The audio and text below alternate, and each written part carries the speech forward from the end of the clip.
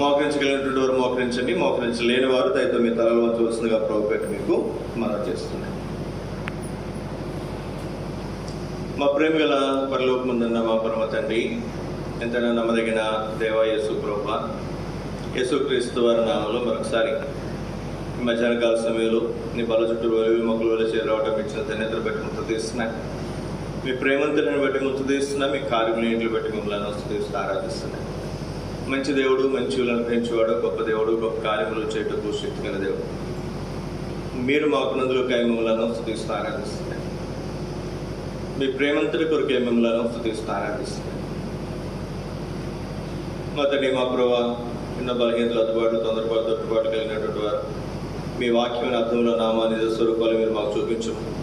తద్వారా సరి చేసుకున్నటువంటి వారిని, చక్క చేసుకున్నటువంటి వారిని యోగ్యమైన విధానంలో ప్రభువులలో పాల్గొనుకున్నట్లుగా నన్ను మీరు సిద్ధపరచు. ఈ సమయాన్ని మీరు మాకు ఆశీర్వాదకరంగా మీరు వచ్చు. మేలుకే జ్ఞాపకం చేసుకోండి. మీకే సమస్త మహిమ, ఘనత, ప్రభావం మీకు ఆరోపిస్తూ మీకే వందనములు, స్తోత్రములు చెల్లించుకోవచ్చు. అక్కడ యేసు తప్ప మరెవరిని వారికి కనపడలేదు. ఇక్కడ మేము మిమ్మల్ని తప్ప వేరెవరిని కూడా చూడకుందాముగా, మీ స్వరము తప్ప మరి ఏ స్వరము కూడా మేము వినుకుందాముగా పరిశుద్ధపరచమని మీరుకే జ్ఞాపకం చేసుకున్నాం. యేసు పరిశుద్ధ నామములో స్తుతించి ప్రార్థించి అడిగి వేడుకుంటున్నాము తండ్రి, ఆమేన్.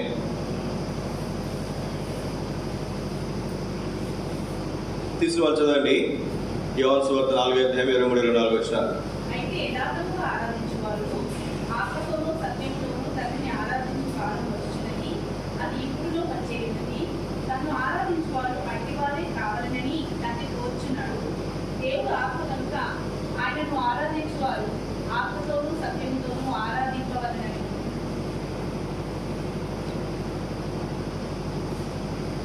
దేవుడు ఆత్మ కనుక తనను ఆరాధించువారు ఎలా ఆరాధించాలంటే ఆత్మతోనూ సత్యముతోనూ ఆరాధించాలి. ఇక్కడ ఒక హెచ్చరిక మనం చూస్తున్నాం. ఎలా ఆరాధించాలంటే ఆత్మతోనూ సత్యముతోనూ ఆరాధింపవలెనెను. ఒక పని చేసేటప్పుడు ఎలా చేయాలి? అట్లనే ఇక్కడ ఆరాధించేటప్పుడు కూడా ఏ విధంగా ఆరాధించాలి అనేది కూడా మనం ఇక్కడ చూస్తాం. 23లో మనం చూస్తే, అయితే యథార్థముగా ఆరాధించువారు, మొదటిగా యథార్థంగా ఆరాధించాలి. 2 ఆత్మతోనూ సత్యముతోనూ తండ్రిని ఆరాధించు కాలం వచ్చుచున్నది, అది ఇప్పుడును వచ్చి ఉన్నది. తన్ను ఆరాధించేవారు అట్టివారే కావాలని తండ్రి కోరుచున్నాడు. ఎటువారు? యథార్థముగా ఆరాధించేవారు, ఆత్మతోనూ సత్యముతోనూ ఆరాధించేవారు. ఎలా ఆరాధించాలంటే దేవుని యథార్థముగా ఆరాధించాలి, ఆత్మతో ఆరాధించాలి, సత్యముతో ఆరాధించాలి. దేవుడు అనుమతిస్తే కొన్ని విషయాలు మనం తర్వాత చూద్దాం. ఈరోజు కొన్ని సంగతులు మీ ముందుంచడానికి ప్రయత్నం చేస్తాను. ఇప్పుడు మన ఆరాధన, మన దేవుని ఆరాధించడానికి వచ్చాం. ఆదివారం దేవుని మందిరానికి వస్తాం, దేవుని ఆరాధించడానికి వస్తాం. ఒక్కొక్క చర్చిలో ఒక్కొక్క విధానం ఉంటుంది. ఎన్ని రకాల విధానాలు, ఎన్ని రకాల క్రమాలు ఉన్నా ఆ క్రియకు లేకపోతే ఈరోజు జరిగే పరిచయకు పేరేంటి చెప్పండి? ఆరాధన. మనమైనా చర్చికి వెళ్తున్నాం, ఆరాధించడానికి వెళ్తున్నామని చెప్తాం. ఏ చర్చికి వెళ్ళినా ఎవరు చెప్పినా ఏమని చెప్తారు చెప్పండి? దేవుని ఆరాధించడానికి వెళ్ళామని చెప్తాం. ఈ ఆరాధించుట ఏ విధంగా ఆరాధించాలి, ఏ విధంగా ఆరాధిస్తే మన ఆరాధన అంగీకరించబడుతుంది, లేకపోతే మన ఆరాధన అంగీకరించబడదు అనేది మీకు కొన్ని సంగతులు ఈ మధ్యాహ్న కాల సమయంలో మీకు చూపించడానికి ప్రయత్నం చేస్తాను. ఇర్మియా గ్రంథం ఏ విషయాలు మన ఆరాధనను మరి అంగీకరించబడకుండా లేదా మన ఆరాధన కలుషితం చేసేవి అనేది మీకు జ్ఞాపకం చేస్తాను. రండి, ఇర్మియా గ్రంథం 8వ అధ్యాయం 8వ వచనం 9వ వచనం. మేము జ్ఞానులు మరియు యెహోవా ధర్మశాస్త్రం మా యుద్ధం ఉన్నదనియు మీరేలా అందరూ. నిజమే కానీ శాస్త్రుల కలము అబద్ధముగా దానికి అపార్థము చేయుచున్నది. జ్ఞానులు అవమానం నొందిన వారైని వారు విస్మయం పొంది చిక్కున పడి ఉన్నారు. వారు యెహోవా వాక్యము నిరాకరించిన వారు వారికి ఏ పాటి జ్ఞానము కలదు. వీళ్ళు ఏం చేశారంట? యెహోవా వాక్యమును నిరాకరించిన వారు. అంగీకరించడం వేరు, నిరాకరించడం వేరు. అనుసరించడం వేరు, నిరాకరించడం వేరు. ఇక్కడ మనం దేవుని వాక్యంలో మనం చూస్తే, ఇక్కడ కొంతమందిని మనం చూస్తున్నాం, వారి యొక్క జ్ఞానము ఎట్లా ఉందంట, దేవుని వాక్యాన్ని నిరాకరిస్తున్నారు. అందుకే మీరు చూడండి, ఆరాధన చేసే ముందు వాక్యం చెప్తాం లేదా? వాక్యాన్ని అనుసరించి ఆరాధించాలని చెప్తాం. చాలా చోట్ల ఇటువంటి సందర్భం ఉండదు. ఒక పాస్టర్ గారు పాట పాడుతుంటారు, ఆయన దేవుని ఆరాధిస్తుంటే ఆత్మలో, ఎదురు సంఘం కూడా ఏం చేస్తారు చెప్పండి, వాళ్ళు కూడా దేవుని ఆరాధిస్తూ ఉంటారు. ఇక్కడ రాబడినటువంటి మాట చూడండి, మన ఆరాధన ఏ విధంగా ఉండాలి, ఏ విధంగా ఉండకూడదు. వాక్యమును నిరాకరించే ఆరాధన ఉండకూడదు. ప్రభు స్తోత్రం. దేవుని వాక్యాన్ని విని ఆ వాక్య ప్రకారం మనం ఆరాధించే గుంపులో దేవుడు మనం ఉంచాడు. దైవజనుడు భక్తి గారికి ఇచ్చినటువంటి సంఘ దర్శనంలో వాక్యం వింటున్నాం. వాక్యం విన్న తర్వాత ఆ వాక్యాన్ని అనుసరించి మనం ఏం చేస్తాం చెప్పండి, ఆరాధన చేస్తున్నాం. కానీ కొంతమంది ఆరాధన మీరు చూడండి, ప్రతి ఆదివారం ఒకటే ఆరాధన. వాళ్ళు స్టార్ట్ చేశారంటే వాళ్ళు ఏ పదం చెప్తారు, నెక్స్ట్ ఏమని ఆరాధిస్తారనేది మనకి చెవులో గిరిగిరా తిరుగుతూనే ఉంటుంది. ఎందుకని వాళ్ళు ప్రతి వారం అది ఆరాధన చేస్తారు. కొంతమందికి అయ్యా చచ్చిన కుక్క లాంటి నన్ను, దొరలే నన్ను, పందిలాగా దొరలే నన్ను, నువ్వు లేవనెత్తావు, విడిపించావు. నువ్వు ఎన్నిసార్లు ఆవిడ ఆరాధన ఆయన ఆరాధన వింటే నీకు అయ్యే పదాలు జ్ఞాపకం వస్తుంది. కొంతమంది ఆరాధన అట్లాగే ఉంటుంది, కొంతమంది ఆరాధన అట్లానే ఉంటుంది. ఉదాహరణ, పిల్లలు పరీక్ష రాస్తున్నారు. లాస్ట్ ఇయర్ రాసిన పరీక్ష మళ్ళీ సంవత్సరం రాస్తారా? 8th క్లాస్ అనుకోండి, సంవత్సరం ఫస్ట్ యూనిట్ టెస్ట్కి రాసిన పరీక్ష వేరు, రెండో యూనిట్ టెస్ట్లో రాసిన పరీక్ష వేరు. అప్పుడు సిలబస్ వేరు, ఇప్పుడు సిలబస్ వేరు. ఆ సిలబస్ను అనుసరించి వాళ్ళ క్వశ్చన్ పేపర్ ఉంటుంది, దాన్ని అనుసరించి వీళ్ళు ప్రశ్నలకు సమాధానం రాస్తారు. మన దేవుని మందిరానికి వచ్చినప్పుడు దేని గురించి ఆరాధించాలి? ఒకటి, దేవుడు ఈ వారంలో నీ పక్షంగా చేసిన కార్యాలు ఉంటే వాటిని బట్టి దేవుని ఆరాధించు. అలాగే ఇక్కడ మనం వాక్యం చెప్తాను, ఈ వాక్యాన్ని అనుసరించి నువ్వేం చేయాలి? ఆరాధించాలి. ఈ వాక్యాన్ని అనుసరించి ఆరాధించాలి. ఈ వాక్యాన్ని నిరాకరించి ఆరాధిస్తే ఏమంటాయని చెప్పండి. ఇక్కడ 9వ వచనం, వారు వాక్యము, యెహోవా వాక్యము నిరాకరించిన వారు వారికి ఏ పాటి జ్ఞానం కలదు? ఏం జ్ఞానం లేవు వాళ్ళు. నువ్వు ఎంత ఆరాధన చేసినా వాక్యానుసారంగా నువ్వు ఆరాధన చేయకపోతే నీ జ్ఞానం ఏ పాటిది? ఎంత హెచ్చరిక చూడండి. మలాకి గ్రంథం 2:8 వచనం,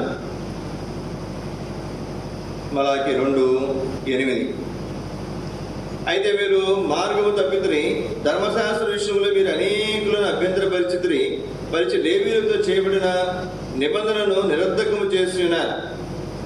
మార్గము తప్పినటువంటి వారు ధర్మశాస్త్ర విషయంలో మీరు అనేకులను అభ్యంతరపరిచి ఏం చేస్తారంటే, ధర్మశాస్త్ర విషయంలో అనేకులు ఏం చేస్తారంటే అభ్యంతరపరుస్తారంట. అంటే దేవుని వాక్యాన్ని వీరు అనుసరించట్లేదు, వేరే వారు దేవుని వాక్యాన్ని అనుసరిస్తుంటే వారిని త్రోవ తప్పించేవారుగా ఉన్నారు. లూకా సువార్త 11వ అధ్యాయం 52వ వచనం. లూకా 11:50.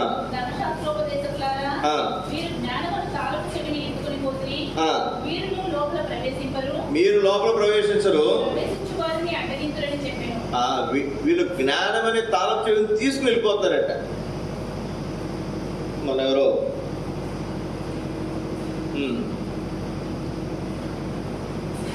మీటింగ్ ఎక్కడికి వచ్చారు, తాళాలు మర్చిపోయి తెచ్చేసుకున్నారు.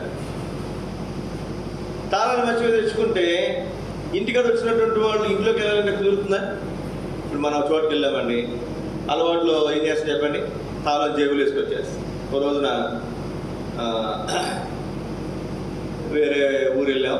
వేరే ఊరు వెళ్తే వాళ్ళు బండి ఇది ఇచ్చారు. ఇది ఇస్తే బండి నడిపాను. అది కూడా నాకు ఏంటంటే తాళం వెంటనే జేబులు పెట్టిన అలవాటు. మామూలుగా జెంట్స్కి ఏంటంటే బండి ఇప్పుడు అలవాటు కాబట్టి వెంటనే బండి అక్కడ పార్క్ చేశాను, ఆ తాళం జేబులో పెట్టాను. మా ఊరు వచ్చేసాను. ఇప్పుడు ఆ బండి ఆయన తీసుకెళ్ళగలరా? తీసుకెళ్తాడా? తీసుకెళ్తాడు. ఇంటి దగ్గర తాళాలు వేసాం, మరి ఆయన వస్తారో లేదా తాళాలు వస్తారో లేదు మనం మర్చిపోయాం, మనం ఏదో పని మీద వెళ్ళిపోయాం, మనం లేట్ అయింది, ఆడికి వెళ్ళేసరికి వాళ్ళు వచ్చేస్తున్నారు, ఇంట్లో పోతారా? అంటే తాళాలు మన దగ్గర ఉంటే మనం లోపలికి పోలేం, ఇంకొకరి లోపలికి వెళ్ళం, మనం వెళ్ళాం, మన దగ్గర తాళాలు ఉన్నాయి, మనం తీస్తేనే కదా పోయేది. కొంతమంది అట్లా ఉంటారు. ఎవరంటే వీళ్ళు, అయ్యో ధర్మశాస్త్రోపదేశకులారా, వాక్యం చెప్పేవాడు, ధర్మశాస్త్రాన్ని బోధించేవారు, సరిగా బోధించకపోతే, సరిగా తెలియచేయకపోతే దేవుణ్ణి ఎలా ఆరాధించాలో మనకు తెలియదు. వీళ్ళు ఆరాధించరు, ఇంకొకరు దేవుని ఆరాధించడానికి వారు సిద్ధపరచరు. కొంతమంది ఎట్లా ఉంటారంటే, ఒక వ్యక్తిని వారే రక్షణ నడిపించాలి, వారే సరాసరి పరలోకాన్ని తీసుకుని పోవాలి వాళ్ళని. ఒకసారి మేము 6 దినాల్లో ఒక ఆంటీ చెప్తూ వచ్చింది, పలానా వాళ్ళు మాట్లాడుతూ వాళ్ళు రక్షణ వాళ్ళు అప్పుడు నేను వెళ్తానే వాళ్ళ ఇంటికి ప్రార్థన చేస్తాను నేను. సరే మంచిది, మా మందిరానికి తీసుకురండి అమ్మా, మేము కూడా ఒకసారి మమ్మల్ని తీసుకెళ్ళండి వాళ్ళ ఇంటికంటే, మీరు నమ్మండి కనీసం సంవత్సరం అడిగి ఉంటాను నేను. వాళ్ళ ఇంటికి ఒకసారి తీసుకెళ్ళామా, మేము కూడా వెళ్ళి వాళ్ళని దేవుని మందిరం నడిపిస్తామంటే ఆవిడ మందిరానికి తీసుకురాదు, ఆవిడ వాళ్ళని మందిరానికి తీసుకురాదు, మమ్మల్ని వాళ్ళ ఇంటికి తీసుకెళ్తారు. ఆవిడ ఆశ ఏంటంటే, నాకు అర్థమైంది ఏంటంటే, మందిరాంతో సంబంధం లేకుండా, సేవకులతో సంబంధం లేకుండా, ఈ వేరే విశ్వాస సంబంధం లేకుండా ఆ వ్యక్తిని డైరెక్ట్గా ఎక్కడ తీసుకుపోవాలి? పరలోకానికి తీసుకుపోవాలి. ఇది సాధ్యమేనా? ఏమండి? సాధ్యం. అసలు ఇట్లాంటి వాళ్ళు పోతారా? అసలు ఒక మందిరానికి పరిచయం చేయకుండా ఆ వ్యక్తిని, ఒక సేవకుని పరిచయం చేయకుండా, ఇంకొక విశ్వాసం పరిచయం చేయకుండా నువ్వే పోయి వాళ్ళు ప్రార్థన చేసి వస్తూ అసలు నువ్వు తప్పిపోయావు అనుకో, వాళ్ళు ఎట్టుకోవాలి? పోనేమో ఏదైనా ఒక ఊరా ప్రయాణమా, ఆవిడకో టికెట్ తీసుకుని నీతో కూడా లాక్కుపోవడానికి, నువ్వు ఎప్పుడు పోతావో నీకే తెలియదు, ఆవిడ ఎప్పుడు పోతుందో ఆవిడకి తెలియదు. మనం చేయాల్సింది ఏంటంటే, మనం వాళ్ళకి సరైనటువంటి మార్గం చూపించామనుకోనండి, వాళ్ళ పని వాళ్ళు చేసుకుంటారు. నేను కాలేజీలో పనిచేస్తున్నటువంటి దినాల్లో ఒక ఆయన ఉండేవాడు, కంప్యూటర్ ల్యాబ్ సంబంధించినటువంటి ఆ డిపార్ట్మెంట్లో ఉండేవాడు. ఆయన విధానం ఏంటంటే, ఆ పని ఎవరికి చెప్పడం, ఎవరికి చూపించడం, ఆయనే చేయాలి. ఆయన వచ్చేవరకు అందరూ వెయిట్ చేయాలన్నమాట. ఆయన వచ్చేవరకు ఏం చేయాలి? అందరూ వెయిట్ చేయాలి. నా విధానం అట్లుండేది కాదు. నేనున్నా లేకపోయినా సిస్టమ్ ఆకూడదు. కొంతమంది ఏంటంటే, వాళ్ళు లేకపోతే అమ్మ అనలేడా అన్నట్టుగా క్రియేట్ చేస్తారు కదా పరిస్థితి. వాళ్ళకి ఏం తెలియదు, ఏం చేయాలో నేర్పరు, ప్రజలకి అక్కడ ఉన్నటువంటి వాళ్ళకి నేర్పరు. వాళ్ళందరూ ఎవరికో తెలియదు చూసేపటి ఆయన లేడా అన్నట్టుగానే చూస్తారు. కొంతమంది విధానం, ముఖ్యంగా నాలాంటి వాళ్ళు విధానం ఎట్లుంటుందంటే, నేనున్నా లేకపోయినా పని ఎట్లా జరిగిపోవాలి, పరిచర్య లేదా పని లేదా డ్యూటీ సక్రమంగా జరిగిపోతుంది. కాబట్టి చాలా జాగ్రత్తగా మనం గమనించుకోవాలి. ఇక్కడ మనం గమనించాల్సినటువంటి మాట, వీళ్ళు ప్రవేశించినట్ట ప్రవేశించే వాళ్ళు కూడా ప్రవేశింపరు. అట్లా ఉంటే మన ఆరాధన ఏమాత్రం కూడా అంగీకరించబడదు. అండి, యోహాను సువార్త 4వ అధ్యాయం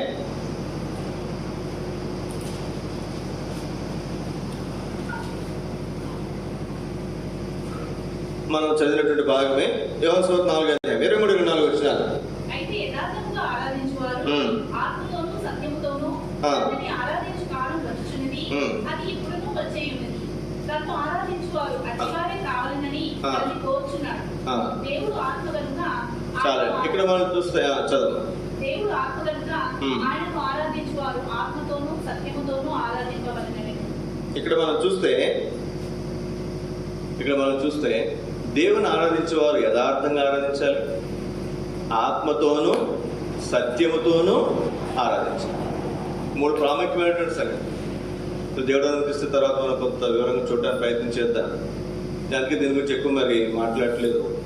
యథార్థంగా ఆరాధించాలి, ఆత్మతో ఆరాధించాలి, సత్యముతో యథార్థంగా ఆరాధించడం అంటే, ఆత్మతో ఆరాధించడం అంటే, సత్యముతో ఆరాధించడము అంటే అనేది మనం గ్రహించడం చాలా అవసరం. కొంచెం ముందుకు వెళ్దా.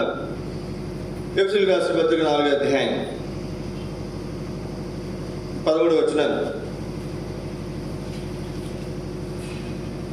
ఎఫెసీయులకు రాసిన పత్రిక 4:13. మనమందరము విశ్వాస విషయంలో దేవుని కుమారుని గూర్చిన జ్ఞాన విషయంలోనూ ఏకత్వం పొంది సంపూర్ణ పురుషులమగుదుము వరకు, అనగా క్రీస్తుకు కలిగిన సంపూర్ణతకు సమానమైన సంపూర్ణత కలవారమొక్కకు. ఎఫెసీయులకు రాసిన పత్రిక 4వ అధ్యాయం 13వ వచనం. పరిశుద్ధులను సంపూర్ణులవునట్లు క్రీస్తు శరీరము క్షేమాభివృద్ధి పొందుచు. పరిశుద్ధులు ఏం చేయబడాలంట? సంపూర్ణులు అవ్వాలి. క్రీస్తు శరీరం ఏం చేయబడాలంట? క్షేమాభివృద్ధి చెందాలి. పరిచర్య ధర్మం ఏం చేయాలి? జరగాలి. పరిచర్య ధర్మం జరగాలి.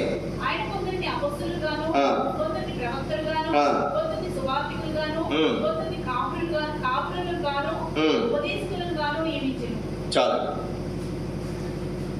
ఇక్కడ మనం చూడాల్సిన సంగతి, పరిచర్య ధర్మము ఎలా జరగాలంటే జరుగుట, క్రీస్తు శరీరము క్షేమాభివృద్ధి కలుగుట. ఉదాహరణకి మీకు అర్థమవడం కోసం చెప్తున్నాను. నాకు ఈ చేతికి దెబ్బ తగిలింది, ఇదేమో అన్నం తినే చేయాలి. ఈ చేతికి దెబ్బ తగిలింది కాబట్టి తింట మానేస్తానా? మాట్లాడు, చెప్పండి సార్. కుడి చేతికి దెబ్బ తగిలిందని తింట మానేస్తామా? మానం. అవసరం ఎడ చేతితో తింటాం, లేదా స్పూన్ తీసుకుని తింటాం, అవునా కదా? లేకపోతే ఎవరైనా మనం తినిపించవచ్చు, ఏదో ఒకటి చేస్తాం. కానీ తినటం మాత్రం మానేం. ఈ చేతి దెబ్బ తగిలినంత మాత్రాన మిగిలినటువంటి శరీరానికి క్షేమాభివృద్ధి కలిగించకుండా మనం ఆపం. ఈ శరీరం మొత్తానికి క్షేమాభివృద్ధి కలగాలి. ఆహారం వెళ్ళాలి, బయటికి రావాలి, అన్ని సంగతులు జరగాలి. ఏదో ఒక అవయవానికి ఇబ్బంది వచ్చినంత మాత్రాన, ఏదో ఒక ఇబ్బంది కష్టం వచ్చినంత మాత్రం శరీరంలో భాగానికి మిగిలిన శరీరం అంతటా వదిలేసాయి మనం. కాబట్టి ఇక్కడ క్రీస్తు శరీరం, ఇది మన శరీరం ఎంత ప్రాముఖ్యం మనకి. అలాగే మనందరూ ఎవరో క్రీస్తు శరీరం. ఇందులో ఎవరో ఒకరితో తప్పారు అని చెప్పి మిగిలినందరినీ ఇక్కడ పస్తుంచుతామా? లేదు. క్రీస్తు శరీరము క్షేమాభివృద్ధి చెందాలి. కొంతమంది సరిగా పనిచేయడం మానేశారు, లేదా కొంతమంది సరిగా మరి పరిసరంలో ఏకీపించట్లేదు. ఇప్పుడు ఏం చేయాలి? వారు అట్లా ఉన్న మిగిలినటువంటి సంఘం క్షేమాభివృద్ధి పొందాలి అంటే మిగిలినటువంటి వారు ఆ పరిచయ ధర్మము జరిగించాలి. అంతే కదా. ఇక్కడ ఇంకొకటి, పరిచయ ధర్మం జరగాలి. పరిచయ ధర్మం ఇది చాలా ప్రాముఖ్యమైనటువంటి పరిచయ ధర్మం అనేది జరగాలి. ఏంటి పరిచయ ధర్మము? ఇప్పుడు నేను సేవకుడు ఉన్నాను, నాకు ఎన్నో ఇబ్బందులు ఉండొచ్చు, ఎన్నో కష్టాలు ఉండొచ్చు, కానీ నేను చేయాల్సిన పరిచయం నమ్మకంగా చేయాలి. ఇది నా ధర్మం. ఇది భార్య భర్తలు ఉన్నారు, మరి భార్య భర్త మీద కలిగిందో, భర్త భార్య మీద కలిగాడో, మరి ఏదైనా ఉండొచ్చు. అయితే వారు భార్య భర్తల మధ్య వారి ధర్మాన్ని వారు సక్రమంగా నెరవేర్చాలి. ఇవి చాలా ప్రాముఖ్యమైనటువంటి సంగతులు. కొంతమంది ఎట్లా ఉంటారంటే, కోపం వచ్చిందంటే అసలు వాళ్ళు విపరీతమైనటువంటి ధోరణిలోకి పోతుంటారు. సేవకులు కూడా అంతే. ఒకసారి నేను కుకట్పల్లి ఆ ప్రాంతానికి వెళ్ళినప్పుడు, హౌసింగ్ బోర్డు హైదరాబాద్లో, మా నాన్నగారు వచ్చారు. అక్కడ ఉండేవాడు నేను. మా నాన్నగారు వచ్చారు ఆదివారం. సరే, హెబ్రోన్కి చాలా దూరం లేట్ అయిపోతుందని చెప్పి ఆ రోజు సరే ఇక్కడ మందిరం ఉందంటే వెళ్దామని చెప్పి వెళ్ళాం. ఈ అడ్రస్ అంతా కనుక్కునేపై చాలా టైం పెట్టేసాను. సరే, మొత్తానికి వెళ్ళాం. మొత్తానికి వెళ్ళేసరికి అప్పుడు ఆరాధన జరుగుతుంది. మొదటి వర్తమానం అయిపోయినట్టుంది. రెండవ వర్తమానానికి ఆండూస్ గారు, సంగారెడ్డి ఆండూస్ గారు అక్కడ నిలబడ్డారు. రెండవ వర్తమానానికి, బలవర్తమానానికి నిలబడ్డారు. 40 నిమిషాలు తిట్టాడండి వాళ్ళని. ఏం చేశాడు? వాక్యం ఏం చెప్పలేదు అసలు. ఆయన వాళ్ళు ఏదో తప్పు చేసినట్టున్నారు. పంచాయతీ ఆయన దగ్గరికి పోయింది. ఇప్పుడు ఇక్కడ ఏదైనా జరిగింది అనుకోనండి, ఈ పెద్దవాళ్ళ దగ్గరికి పోతాయి కదా, అట్లాగే అక్కడ కూడా ఏదో సంఘం జరిగింది. అక్కడ పెద్దవాళ్ళు వచ్చారు. అక్కడ అంతా హెడ్ ఆ ప్రాంతానికి సంగారెడ్డి ఆండూస్ గారు. ఆయన చాలా పొట్టుకుంటాడు. ఆయన ఎంతే ఉంటాడు, చాలా పొట్టుకుంటాడు, సన్నగా ఉంటాడు, గట్టి ఆయన, చాలా గట్టాడు, చాలా మొండోడు కూడా. ఇప్పుడు ఆయన దగ్గరకు 200 మంది 300 మంది సంఘం, చాలా పెద్దది అప్పటికే. ఇది 2005వ సంవత్సరంలో జరిగిన సంగతి, అంటే దగ్గర 20 సంవత్సరాల క్రితం. ఆయన వాక్యం చెప్తాడే మనకు మామూలుగా ఆరాధన కదా. నేను అదే ఫస్ట్ టైం ఇది ఆయన్ని చూడటం, ఆయన విధానం చూడటం. ఒక అరగంట 30 గంట జరిగిన సందర్భాలు మాట్లాడి అందరి ముందు మనదే పక్కకు పిలిచి తిట్టడం కాదు, ప్రతిదీ ఓపెన్గానే తిడుతున్నాడు, చెప్తున్నాడు, అయిపోతుంది. మొత్తం అయిపోయిన తర్వాత 40 నిమిషాలు 45 నిమిషాలు అయింది. అయిన తర్వాత కనీసం ఒక 5 నిమిషాలు వాక్యం చెప్తాడేమో అనుకున్నా. ఇంకా మీకు వాక్యం అనవసరం, మోకరించండి ప్రార్థన చేస్తానన్నాడు ఆయన. వాక్యం చెప్పలేదు ఆ రోజు. ఏం చెప్పలేదు? వాక్యం చెప్పలే. సరే తిట్టావు, ఒక అరగంట గంట తిట్టిన తర్వాత ఒక 5 నిమిషాలు వాక్యం చెప్పి ప్రభువులలో నాకు అసలు షాక్. ఫస్ట్ టైం లైఫ్లో అదే ఫస్ట్ టైం, అదే లాస్ట్ టైం కొన్ని గంటల సందర్భాలు చూడడం. మరి ఆయనకి ఎంత బాధ వచ్చిందో, ఆయనకి ఎంత కోపం వచ్చిందో వాళ్ళ మీద, నీకు ఎంత కోపం వచ్చింది, ఎంతమంది కోపం వస్తుంది? ఇప్పుడు ఈయన ఏదో తప్పు చేసి, లేదా ఆయన ఏదో తప్పు చేశాడు, వీరిద్దరు తప్పు చేశారని మీ అందరికి వాక్యం చెప్పడం మానేసి ఎట్లా? అలా కదా. ఇంట్లో కొడుకు ఏదో తప్పు చేశాడండి, వాడికి ఏదో కోపం వచ్చిందని చెప్పి మిగిలినందరికి వంట చేయడం మానేస్తే ఎట్లా? మిగిలిన ఆహారం పెట్టడం మానేస్తే ఎట్లా?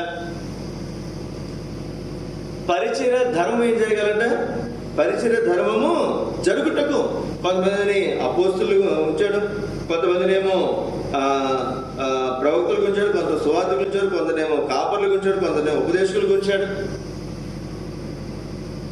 ప్రతి సంఘంలో కూడా సేవకులు ఉంటారు, పరిచారకులు ఉంటారు,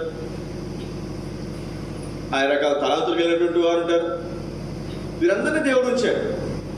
ఇక్కడ మనం గమనించాల్సింది ఏమిటి అంటే పరిచర్య ధర్మం జరగాలి, క్రీస్తు శరీరము క్షేమాభివృద్ధి చెందాలి. ఒక మాట చెప్తాను, మీరు తప్పు అనుకోకండి. మేము వచ్చిన 6 దినాల్లో మరి కొద్దిమంది వచ్చేవారు, ఒక 10 మంది 12 మంది. అక్క వాళ్ళకి తెలుసు, 10 మంది 12 మంది. ఓల్పాల నుంచి ఆటో వచ్చేది, ఒక 5-6 వచ్చేవారు. వాళ్ళు వస్తే మందిరం నిండేది కింద. అమ్మయ్య అంటే ఒక 10 మంది దాటేవారు అనమాట. 10 దాటేది సంఖ్య, పిల్లజలతో కలిసి. అట్లా ఉండేది 6 దినాల పరిస్థితి. సరే, దేవుని మహాప్రేమను బట్టి పరిచర్య దేవుడు కొంతగా ఆశీర్వదించాడు. మొదటి సంవత్సరం, 2వ సంవత్సరం, 3వ సంవత్సరం, 4వ సంవత్సరం వస్తే దగ్గర ఒక 80 మంది దాకా ప్రతి ఆదివారం వచ్చేవారు. ఒక 60 మంది ఇక్కడ భోజనం చేసి వెళ్ళేవారు. 8-9 కేజీలు రైస్ ప్రతి ఆదివారం కూడా ఉడికేది. అట్లా ఉంటున్నప్పుడు కొన్ని పరిస్థితులు వచ్చినాయి. నాకు ఇంకొక ఆయనకి ఏదో కొంత అభిప్రాయ భేదాలు అనుకోరండి, ఇంకోటి ఏమైనా అనుకోరండి వచ్చినాయి. ఇప్పుడు వాళ్ళు ఏం చేయడం మొదలు పెట్టారంటే, ఎవరైతే మందిరానికి వస్తున్నారో వాళ్ళ ఇళ్ళకి పోయేది. ఎవరికి? వారింటికి పోయి నా మీద ఏదో చెడ్డగా చెప్పి, ఇంకోటి ఏదో చెప్పి ఈ మధ్యలో నాదనో, లేదా నేను నా పేరు ఆయన తీసుకున్నానో, లేకపోతే ఇంకోటనో, లేదా ఆయనకి వేరుగుంటున్నానో, ఇంకోటనో ఏదో ఒకటి చెప్పేసి వాళ్ళ మనసులు ఏం చేసేవారు చెప్పండి? పాడు చేసేవారు. అంటే ఎట్లా ఉండేది ఇక్కడ? ఒక రోజున నాకు తెలిసిన విషయం ఏంటంటే, మేము వచ్చిన మొదటి సంవత్సరం 2 నెలల్లోనే, మేము జూన్ 15 వచ్చాం, జూలై, ఆగస్టు 15, కరెక్ట్గా 2 నెలల్లో సిస్టర్స్ రిట్రీట్ జరిగింది. ఫస్ట్ సంవత్సరం 2 నెలలు పూర్తయినప్పటికంతే. మళ్ళీ వెంటనే నెలకి సెప్టెంబర్ 13వ తారీఖున 14వ తారీఖున మందిర ప్రతిష్ఠ జరిగినటువంటి రోజు మళ్ళీ యానివర్సరీ మీటింగ్ పెట్టాం. ఇది ఆ కొద్దిమందితోనే. అప్పుడు ఎంత వచ్చాయి కానుకలు? నెలకి 4,000 కూడా వచ్చాయి కదా, నెల మొత్తం మీద. మొదటి నెల మాకు వచ్చినటువంటి కానుకలు 3,900, 3,800. సిస్టర్స్ రిట్రీట్కి ఏమో 18,000 ఖర్చు అయింది. యానివర్సరీ మీటింగ్ ఏమో 35,000, 40,000 ఎంత ఖర్చు అయింది. ఇది 3 నెలల కానుకలు ఎంత వస్తాయండి? 3, 4, 12,000 వస్తాయి. కానీ దేవుడు అద్భుతంగా, దేవుడు చక్కగా ఒక్క రూపాయి కూడా నేను అప్పు చేయలేదు, ఎవరిని అడగలేదు, నేను కూడా వెళ్ళలేదు. దేవుడు ఇచ్చాడు, జరిగిపోయింది. ఇక్కడ ఉన్నటువంటి ఒక పెద్ద ఆయన అందరితో బాగా గొప్పగా చెప్పేవాడు. ఏమని? అంకులు మనల్ని మన కోసం ఎంటెక్ చదువుకున్న పాస్టర్ని సేవకుని పంపించాడు అని ఇంటింటికి పోయి చెప్పేవాడు. అంతా మా పరిచయం బాగా జరుగుతుంది అంతా అందరికి చెప్పుకుంటే, మాలాంటి సేవకుడు ఒక ఆయన ఏమన్నాడంటే ఆయనతోటి, ఆయనకి పేరు వస్తే నీ పేరు ఉండదు అన్నాడు. ఏముండదు? ఆయనకి పేరు వస్తే నీ పేరు ఉండదు. ఎప్పుడైతే ఆ మాట అన్నాడో ఈయన మనసులో ఏం పడింది చెప్పండి? విషపు చూపడిపోయింది. పరిస్థితులు ఎట్లా పోయినాయంటే, ఎంతవరకు పోయినాయి అంటే, ఇప్పుడు నా పేరుని ఏం చేయాలి? చెడగొట్టాలి. నా పేరు చెడగొట్టాలంటే సంఘాన్ని పరిచయం ఏం చేయాలి? వచ్చే సంఘాసులు ఏం చేయాలి? చెదరగొట్టాలి. ఇది పని. ప్రతి ఇంటికి పోయేది. మీరు నమ్మరు, ఎంతగా చెప్పేవారంటే ఎవరి ఇంటికి వెళ్ళామనుకోండి, ఒక 10 రూపాయలు, 50 రూపాయలు, 100 రూపాయలు ఎవరైనా ఇస్తారనుకోరండి, వాళ్ళ ఇంటికి పోయి కూడా చెప్పేవారు, మనం ఇవ్వాల్సిన అవసరం లేదు సేవకుడికి, మేము కానుకిస్తున్నాం మందిరంలోంచి. ఏమిస్తారంటే మందిరంలోంచి నెలకు మేము జీతం ఇస్తున్నాం, మీరే ఇవ్వాల్సిన అవసరం లేదు అని కూడా చెప్పారు. చూడండి ఎంత ఆశ్చర్యం. నాకు నిజంగా నవ్వు వచ్చింది, ఆశ్చర్యం వేసింది. ఆశ్చర్యం వేసింది. అర్థమైపోయింది మాకు, ఎందుకంటే మేము రోజు వెళ్తుంటాం కాబట్టి ముందు ప్రవర్తన వేరు, తర్వాత ప్రవర్తన వేరు, మాకు అర్థమైపోతుంది పరిస్థితి. ఓహో ఇట్లా జరుగుంటుందని మాకు తర్వాత అర్థమైంది. అంటే ఏం చేస్తున్నారు ఇక్కడ, ఏం చేస్తున్నారు చూడండి, మళ్ళీ ఒకసారి మాట చూడండి, 4:13 వచ్చిన. క్రీస్తు శరీరము క్షేమాభివృద్ధి చెందడానికి చూడట్లే. ఎవరి మీద కోపం, ఏదో సామి అత్త మీద కోపం దొత్త మీద చూపించాడంటే, నా మీద కోపం సంఘం మీద చూపించాడు. వచ్చినందరూ చెడగొట్టడమే పని. వాళ్ళు వెళ్ళకపోయేది ఏదో చెప్పేది ఆఫ్ చేసి, ఏదో చెప్పేది ఆఫ్ చేసి. సోదర ఒక మాట మీకు జ్ఞాపకం చేస్తున్నాను, ఇక్కడ ఎవరు కూడా శాశ్వతం కాదండి. ఎవరైనా శాశ్వతం? మందిరం శాశ్వతం, ఏసై శాశ్వతం, ఈ సహవాసం శాశ్వతం. నేను శాశ్వతం కాదు. మాకు ట్రాన్స్ఫర్ అన్నారు అనుకోరండి, ఈ వారం చెప్తే వచ్చే వారం మేము వెళ్ళిపోతాం. అవునా కదా? ఎవరు శాశ్వతం? ఇంకా చెప్పాలంటే మీరు శాశ్వతం. ఇది మీ సొంతూరు కాబట్టి, చుట్టుపక్కల ప్రాంతాలు మీరు ఉన్నారు కాబట్టి, ఇది మీకు సంబంధించినటువంటి మందిరం, మీరు శాశ్వతం. కానీ మీరు గమనించాల్సినటువంటి మాట, సంఘము క్షేమాభివృద్ధి కలగాలి. ఇప్పుడు ఇక్కడ నాకు షుగర్ ఉందండి, ఉదాహరణకి నాకు షుగర్ ఉంది, కాలుకి ఏదో గాయమైంది, ఆ పుండు తగ్గట్లేదు, ఆ నొప్పి శరీరం అంతా వస్తుంది కదా.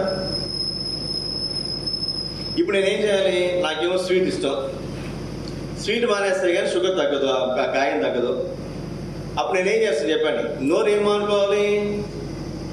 స్వీట్ తినటం మానుకుంటే అప్పుడు కాలుకున్న గాయం ఏమవుతుంది? తగ్గు. అంటే ఈ శరీరం మొత్తం క్షేమాభివృద్ధి చెందాలి అంటే, ఎవరో ఒకరు ఇబ్బంది పడుతుంటే, ఎవరో కష్టాలు ఉంటే, ఎవరో నష్టాలు ఉంటే మనకెందుకు అని చెప్పి ఊరుకోకూడదు. మనం చేయగలిగినటువంటిది మనం ఏం చేయాలి? చేయడానికి ప్రయత్నించాలి. క్రీస్తు శరీరము క్షేమాభివృద్ధి చెందాలి. కరోనా 2 సంవత్సరాల క్రితం, మనం 3 సంవత్సరాల క్రితం కరోనా పరిస్థితులు కూడా వెళ్ళాం. పక్కన కరోనా వచ్చింది, మనం వదిలేసాం అనుకున్నాండి. ఇంట్లో వాళ్ళకి ఏమవుతుందమ్మా, అందరికి వచ్చేసింది కాబట్టి ఫస్ట్లో మనం పట్టించుకోతే ఏమైంది అందరికీ. కాబట్టి ఎవరో ఏదో చేస్తారని చెప్పి మనం వదిలేసాం అనుకోనండి, అది మన దాకా వస్తుంది. కాబట్టి జ్ఞాపకం పెట్టుకున్నప్పుడు సోదరి, మన మనసులో ఎప్పుడు కూడా ఏముండాలంటే, క్రీస్తు శరీరము క్షేమాభివృద్ధి చెందాలి. నాకేమైనా పర్వాలేదు, నాకు నష్టం వచ్చినా పర్లేదు, నా నోరు తినడానికి అది స్వీట్ ఇష్టమైనా మానుకుంటే మంచిది. అప్పుడు కాలు గాయమేమవుతుంది చెప్పండి? అంటే నాకు నష్టం జరిగినా పర్వాలేదు. అంత మాత్రమే కాదు, నా మాట చెల్లుబాటు అయినా చెల్లుబాటు కాకపోయినా పర్వాలేదు. ఎదుటి వరకు ఏం కలగాలి? నష్టం కలగాలి. ఎదుటి వరకు ఏం కలగాలి? క్షేమం కలగాలి. ఇది మన ఆలోచన దృక్పథమై ఉండాలి. అట్లా కాకుండా నాది నాకు అన్నటువంటి అభిప్రాయాలు కనుక మనం ఉంటే మన ఆరాధన దేవుడు ఏమాత్రం కూడా అంగీకరించడు. ఫిలిప్పీయులకు రాసిన పత్రిక 1:9 వచ్చిన, మీరు శ్రేష్టమైన కార్యములను వివేచింపగలవారొకటను, మీ ప్రేమ తిరుగుతోనూ సకల విధమైన అనుభవ జ్ఞానంతో కూడినదై అంతకంతకు అభివృద్ధి పొందవలనయు, ఇందువలన దేవునికి మహిమయు స్తోత్రమును కలుగునట్లు మీరు యేసుక్రీస్తు వలన నీతి ఫలములతో నిండుకునే వారై క్రీస్తు దినమున నిష్కపటులను నిర్దోషులను కావాలని ప్రార్థించున్నారు. ఇక్కడ చూడండి, మీరు శ్రేష్టమైన కార్యాలను వివేచింపగలవారొకట. ఏది శ్రేష్టము, ఏది మంచిది అనేది మనం ఏం చేయాలి? తెలుసుకుని ఆ ప్రకారం మనము ప్రవర్తించాలి. కొలసీలకు రాసిన పత్రిక 1:9 వచ్చిన చదవండి.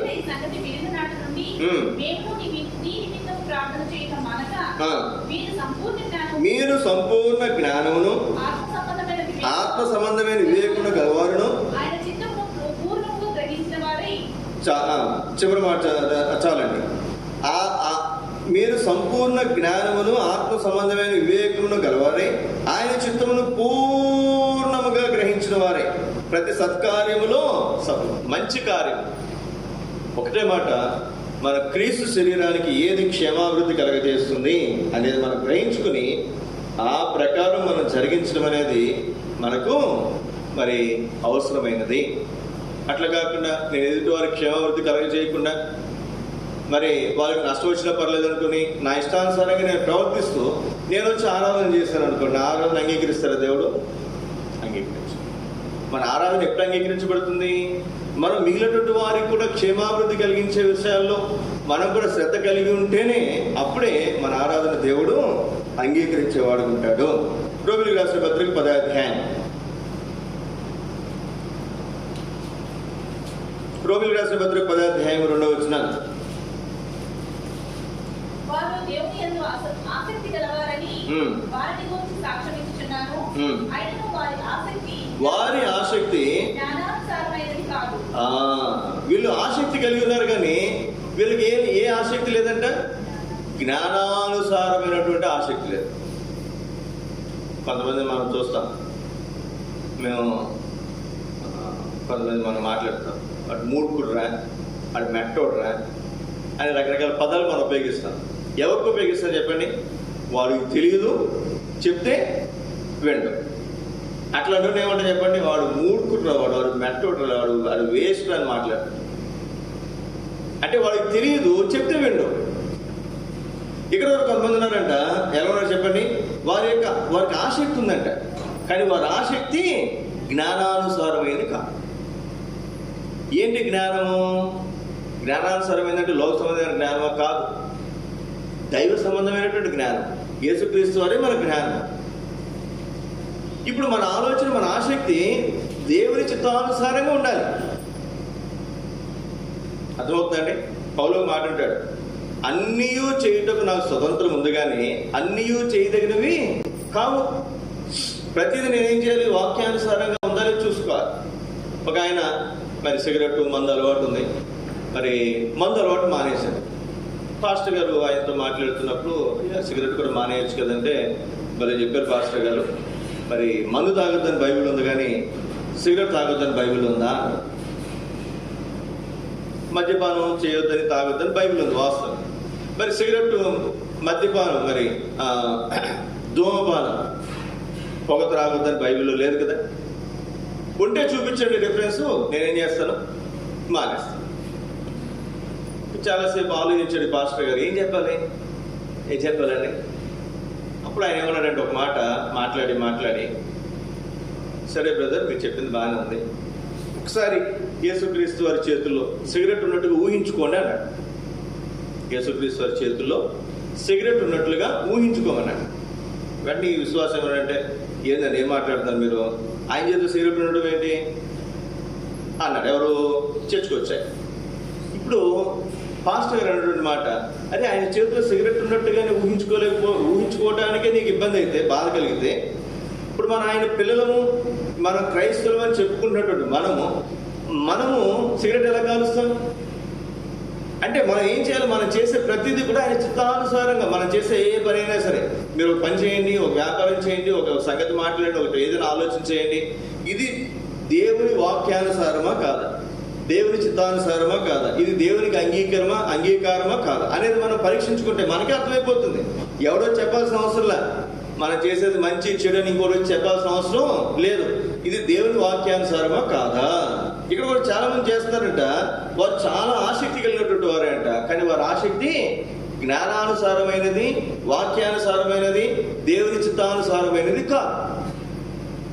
లౌకిక పద్ధతులు ఉపయోగిస్తున్నారు, లోక సంబంధమైనటువంటి పద్ధతులు ఉపయోగిస్తున్నారు, వారికి వచ్చిన ఆలోచన ప్రకారం చేస్తున్నారు. ఒక రోజున నేను గుంటూరు సీఎంలో ఉంటే ఒక బ్రదర్ నన్ను పిలిచి లెటర్స్ రాయమన్నాడు. సేవకులకి, వేరే వారికి ఏదో జరిగినాయి కొన్ని విషయాలు జరిగితే వాళ్ళందరికీ పోస్ట్ చేయడానికి ఏదో సందర్భం గురించి ఆయన పోస్ట్ చేశాడు. ఆయన చెప్తుంటే నేను రాశాను, పోస్ట్ చేయమన్నారు, తొందరగా పంపించాడు. చాలా హడావడి, ఆయన బాగా తొందర చేస్తారు. కొంతమంది హడావడి చేసేవాళ్ళు ఉంటారు. అంత అయిపోయిన తర్వాత ఇంకొక ఆయన వచ్చి, ఆయన కూడా కొంచెం పెద్ద ఆయన, అరే ప్రార్థన చేశారా అన్నాడు. ఆయన యాడ్ చేశారని ఆయన తొందర చేయడం సరిపోయిందంటే, అరే ఎప్పుడైనా ప్రార్థన చేద్దానంటే, ఆ పని అంతా అయిపోయిన తర్వాత అప్పుడు ప్రార్థన చేస్తాం. మనం కూడా చాలాసార్లు ఏం చేస్తాం చెప్పండి? మనం అంతా చేసేసాక అప్పుడు ప్రార్థన చేస్తాం. ఎప్పుడు ప్రార్థన చేయాలి? ముందు ప్రార్థన చేసిన తర్వాత అది సరైందా కాదో దేవుడు మనకి నడిపించిన తర్వాత అప్పుడు మనం చేసుకోవాలి. జ్ఞాపకం పెట్టుకుందాం ప్రియ సోదర సోదరి. మనం చేసే ప్రతిదీ కూడా ఇది వాక్యానుసారమా కాదా, ఇది దేవుని చిత్తానుసారమా కాదా అనేది మనం చూసుకోవాలి. కొన్నిసార్లు మనం చేయాల్సినంత మనం చేసి అప్పుడు దేవుడు అంటే ఆయన ఏం చేస్తాడు, ఇది కూడా మనం గమనించాలి. 20 గ్రంథం ఇంతకుముందు మనం చదువుకున్నటువంటి భాగం ఒకసారి మీరు చదవండి.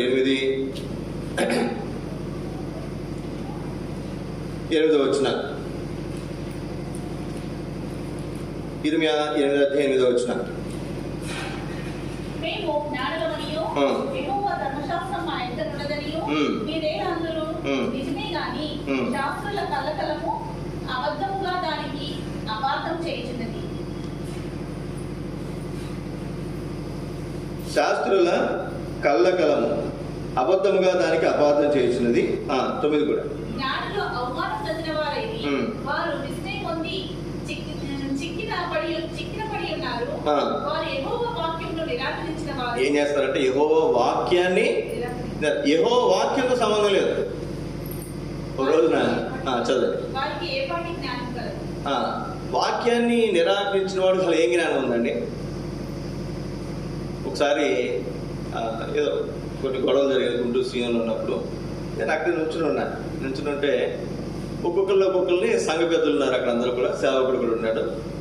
నీ అభిప్రాయం ఏంటి అని అడుగుతుంటే కొంతమంది 4-5 చెప్పారు. ఇంకొక 2-3 ఉన్నారు. ఇంకొక 3 ఉంటే ఒక ఆయన నేను ఒక వాక్యం చదువుతాను తీయనాడు. ఆయనకి ఏదో ప్రేరేపణ వచ్చింది సొంత మాటలు చెప్పేందుకు, వాక్యంలో మాట చెప్దామంటే పక్కన ఒక ఆయన ఉన్నాడు. ఏమన్నాడంటే, ఆ వాక్యం అందరికీ తెలుసులో అబ్బా, నీ అభిప్రాయం ఏంటో చెప్పన్నాడు.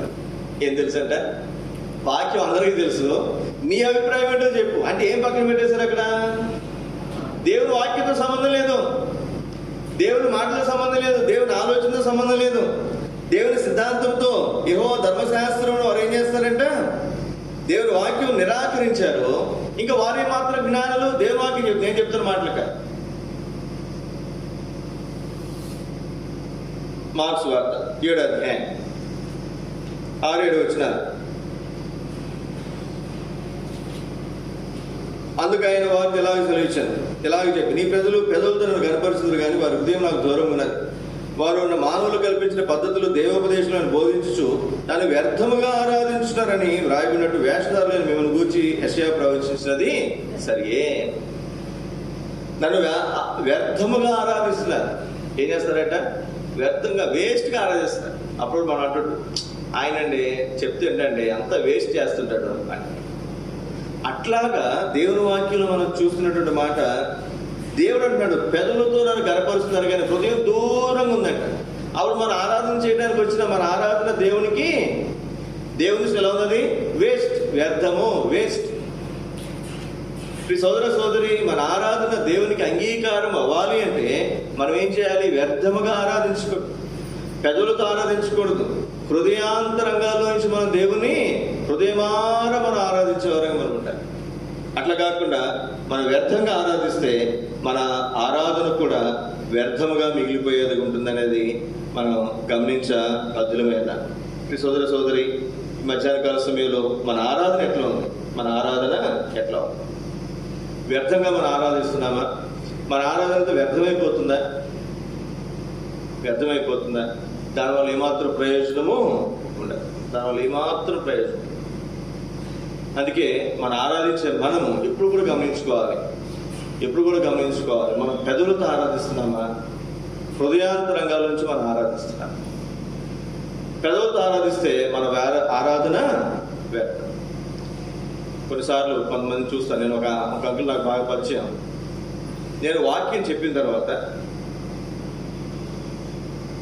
చెప్పిన 5 పాయింట్లు చెప్పాను అనుకోండి, 5 పాయింట్లు చక్కగా ఆరాధిస్తున్నాయి. ప్రార్థన చేయమంటే నేను చెప్పింది వర్తమానం అంతా కూడా, నేను గంట చెప్పింది ఆయన 2 నిమిషాల ఆరాధనలో ప్రార్థనలో మొత్తం వచ్చేస్తుంది వర్తమానం. అద్భుతంగా ఉంటుంది. వాక్యం అంతా వస్తుంది, మంచిదే. అయితే ఆరాధన అది పెదవుల ద్వారా వస్తే ఏమాత్రం ఉపయోగము? హృదయాంతరంగాలు వచ్చిన మీ ఇంతకుముందు కూడా చెప్పాను. ఒక ఆవిడ అరవిందం గారు తెలుసు మీకు, వేపనాయన, మరి కర్నూలులో మరి గొప్ప సేవ చేసేటువంటి దైవజనుడు. ఆయన ఒక చోట సంఘానికి వెళ్ళినప్పుడు చాలా మంది ఆరాధన చేస్తున్నారు. అందులో ఒక సిస్టరు చాలా చక్కగా ఆరాధన చేస్తుంది. అయ్యా చచ్చిన కుక్క లాంటి నన్ను నువ్వు వెతికి రక్షించావు అని ఏదో ఆవిడ మొత్తం ఆరాధన చేసింది చక్కగా. ఈయన చాలా ఆశ్చర్యం వేసింది, ఎంత చక్కగా ఆరాధిస్తుంది ఎవరి అక్క అని చెప్పి. ఇప్పుడు ఒక్కొక్కసారి మేము కూర్చున్నప్పుడు ఎవరైనా చక్కగా ఆరాధిస్తున్నారు అనుకోండి, కొత్త స్వరం అనుకోనండి, వెంటనే ఏమనిపిస్తుంది, అసలు ఎవరబ్బా అని చూస్తాం. మేము సహజంగా అప్పుడప్పుడు చూస్తాం, మేము అదే పనులు ఉన్నాం కానీ అప్పుడప్పుడు చూస్తే ఎవరైనా మంచిగా ఆరాధన చేస్తే, లేదా ఎవరైనా కొత్త వాళ్ళు ఆరాధన చేస్తారు అనుకోనండి, ఎవరొక ఆరాధన చేస్తుంది అని అబ్జర్వ్ చేస్తాం. ఆయన చూశాడు, పలానా అక్క అర్థమైంది. ఆవిడ వేరే ఊరి నుంచి వస్తుంది అక్కడికి. ఆరాధన అయిపోయింది, ఆ ఊరు పరిచయం గురించి దేని గురించి ఆవిడతో మాట్లాడారు. ఆవిడ పేరు మర్చిపోయాడు. ఏం మర్చిపోయాడు? ఆవిడ పేరు మర్చిపోయాడు. పేరు మర్చిపోతే అక్క అక్క అని పిలుస్తున్నాడు, పలకట్లేదు. చిన్న మందిరం అయితే పలికేవాడు, పెద్ద మందిరం కాబట్టి అక్కడ ఆ చివరి ఎక్కడ ఉంది ఆవిడ, పలకట్లేదు. అప్పుడు ఈయన వెంటనే ఏం గుర్తొచ్చింది, ఆవిడ చేసిన ఆరాధన ఉంది కదా, చచ్చిన కుక్క లాంటి నన్ను వెదకి రక్షించాలి కదా. వెంటనే ఆ మాట గుర్తొచ్చి, ఓ చచ్చిన కుక్క ఇటు రమ్మన్నాడంట. నిజంగా జరిగింది అది. ఓ చచ్చిన కుక్క ఇటు రమ్మంటే అప్పుడు కనిపించిందంట బతికిన కుక్క ఆవిడలో. ఆయన చెప్పిన మాట ఇది. ఆయన సాక్ష్యం చెప్తూ ఈవిడ మొదలెట్టిందట, నేను నీకు చచ్చిన కుక్కలా కనపడుతున్నాను నీకు అని చెప్పి ఎంత ఎత్తులేసిందంట. ఎవరి మీద? సేవకుడి మీద. ఆయన నవ్వుతూ చెప్తున్నాడు, ఆరాధన చేసేటప్పుడేమో చచ్చిన కుక్క అంది, ఆరాధన అయిపోయిన తర్వాత ఏమో ఇప్పుడు ఎలా వచ్చింది మీదకి, బతికిన కుక్కలాగా వచ్చింది. అంటే ఇప్పుడు ఆవిడ పెదవులతో ఆరాధించిందా, హృదయాంతరాగాలతో ఆరాధించిందా? పెదవులతో ఆరాధించింది. ఇప్పుడు ఆవిడ గురించి మనం నవ్వుకుంటున్నాం, ఆవిడ ఎక్కడుందో మనకు తెలియదు. సోదరి మధ్యాహ్న కాల సమయంలో మన దేవుని మందిరానికి వచ్చాం. మనం పెదవులతో ఆరాధిస్తున్నామా, హృదయపూర్వకంగా ఆరాధిస్తున్నాం? మన భక్తి ఏదో చేయాలి కాబట్టి చేస్తున్నామా, ఏదో క్రైస్తవులం కాబట్టి ఆదివారం చర్చకు వస్తున్నామా, ఏదో ఆరాధించాలి కాబట్టి ఆరాధిస్తున్నామా, ఏదో పాటలు పాడాలి కాబట్టి పాడుతున్నామా, ఏదో కానుకేయాలి కాబట్టి కానుకేస్తున్నామా, ఏదో ప్రభువుల్లో పాలు పొందాలి కాబట్టి పాలు పొందుతున్నామా, లేకపోతే నిజంగా మనం ఆరాధించడానికి దేవుని మందిరానికి వస్తున్నాం? మోకరించి ప్రార్థన చేసుకుందాం. దేవుని బిడ్డలు ఏంటంటే మనం దేవుని వాక్యలో మన హృదయాలు పరీక్షించుకుంటా యథార్థముగా ఆత్మతో సత్యముతో దేవుని ఆరాధించాలని దేవుడు కోరుతుండగా మన ఆరాధన ఎట్లా ఉంది? దేవుని వాక్యానుసారంగా మనం ఆరాధిస్తున్నామా? హృదయపూర్వకంగా మనం ఆరాధిస్తున్నామా? పెదవుల ద్వారా మనం ఆరాధిస్తున్నామా? మన జ్ఞానాన్ని ఆధారం చేసుకుని మనం ఆరాధిస్తున్నాం. దేవుని వాక్యంలో మన హృదయాలు పరీక్షించుకుంటా సరిచేసుకుని చక్కపరుచుకుని తిరిగి దేవునికి మనం ప్రతిష్ఠించుకుంటాం. అట్లా దేవుడు మనకు సహాయం చేయగలగాలి.